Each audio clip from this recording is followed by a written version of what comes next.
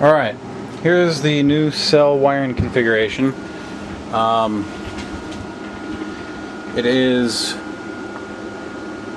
negative, 4 neutral, positive, 4 neutral, negative, 4 neutral, positive. So in essence it's 3 stacks of series cells, if you want. Right now I have it running at the cell, 13.17 volts. It's drawing 13.3 plus or minus here and there, and kind of jumps around a bit. The supply is putting out 14.3 volts, and here's the action on it. Let me move this out of the way. Let's see if I can't get a side shot of it.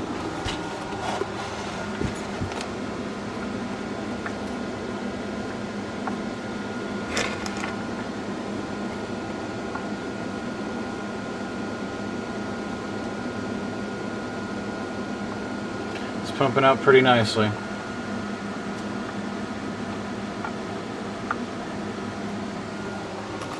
But what does pretty nicely mean as far as actual production? Drain the water out of this.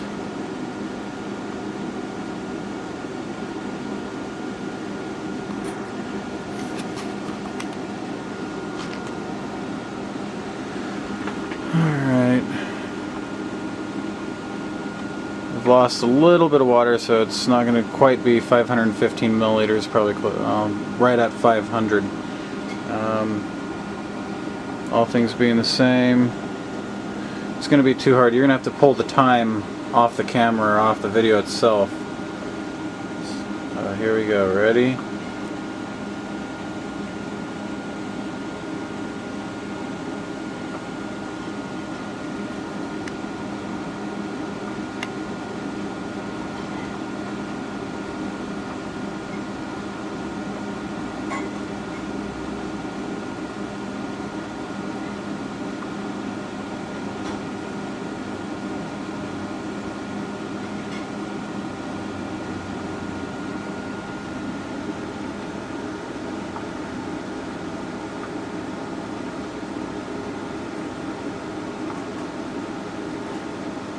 And time.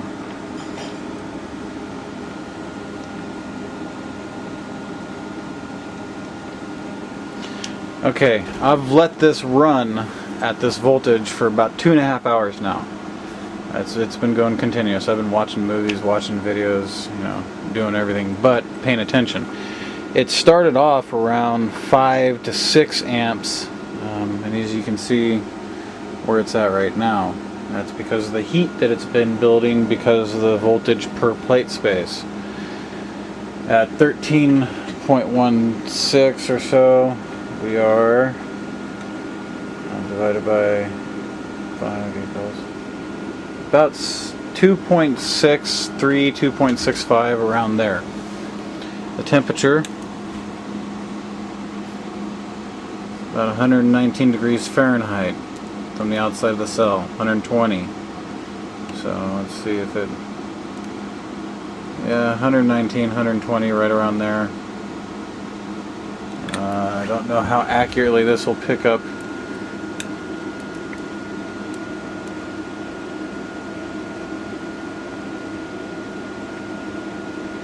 Yeah.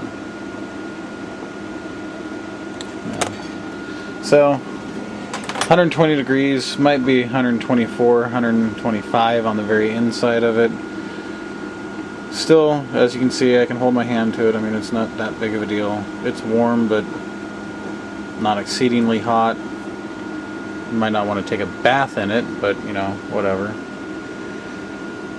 And you can see the condensation. You get closer in, because I know the video quality goes to nothing. You can see the condensation created from that heat. And another thing I'd like to point out is you can see the foam being kicked out of the output, but again, no foam being put back into the cell. The separator does its job properly, and it separates the gas from the liquid.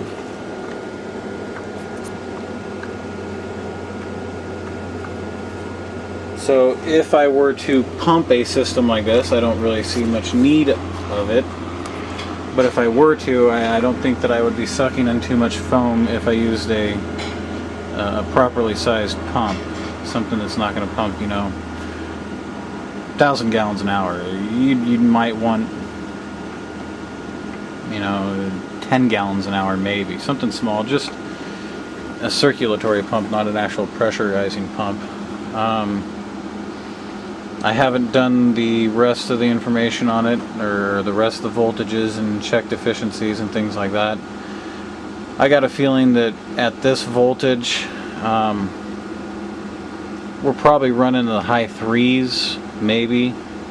I don't think we're going to be into the 4s. If we are, very low 4s as far as MMW. Which means we're using up a considerable amount of electricity, probably a good 3 to 4 amps, just to create the heat that it's incurring right now.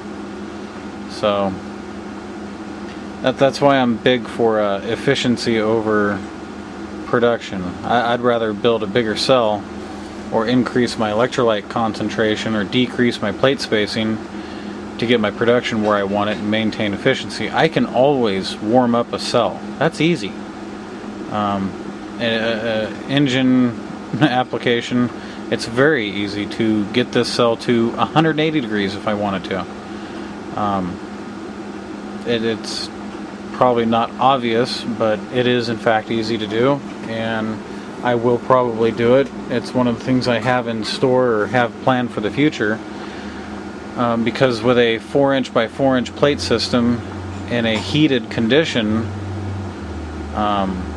you could get the same production as this 8x8 plate system, no problem, because you'd be running it at such a higher temperature.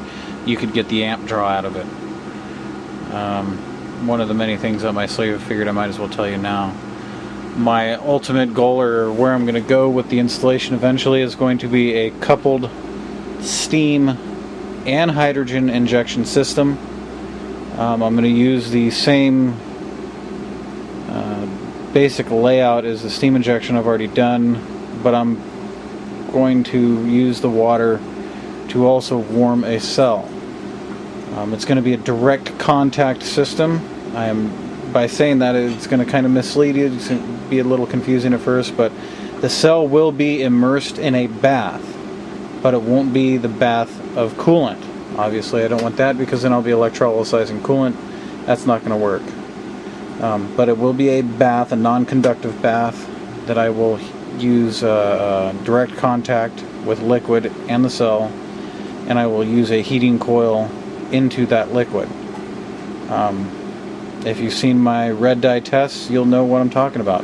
Certain liquids don't conduct electricity, but they'll receive heat just fine. So it's not a big mystery. I'm probably going to run like a 6x6 plate, but I'm going to gasket it down to a 4-inch, and I'm going to leave the edges of the plate so that it can act as a heat exchanger between the liquid, the heated liquid, and the cell itself. Oh, by the way, my son enjoys drawing on me, so if you see my hands, colored, that's my son. He likes to draw on his dad. Don't ask me why. He gets a kick out of it. I let him do it. So, that's pretty much what we got right now. I hope you guys like it. I will be doing a full complete test series on this, of all the voltages, all the ampacities, all that good stuff. I will be increasing the E-light concentration and see what that does. But I'm out of time, so I'll talk at you later.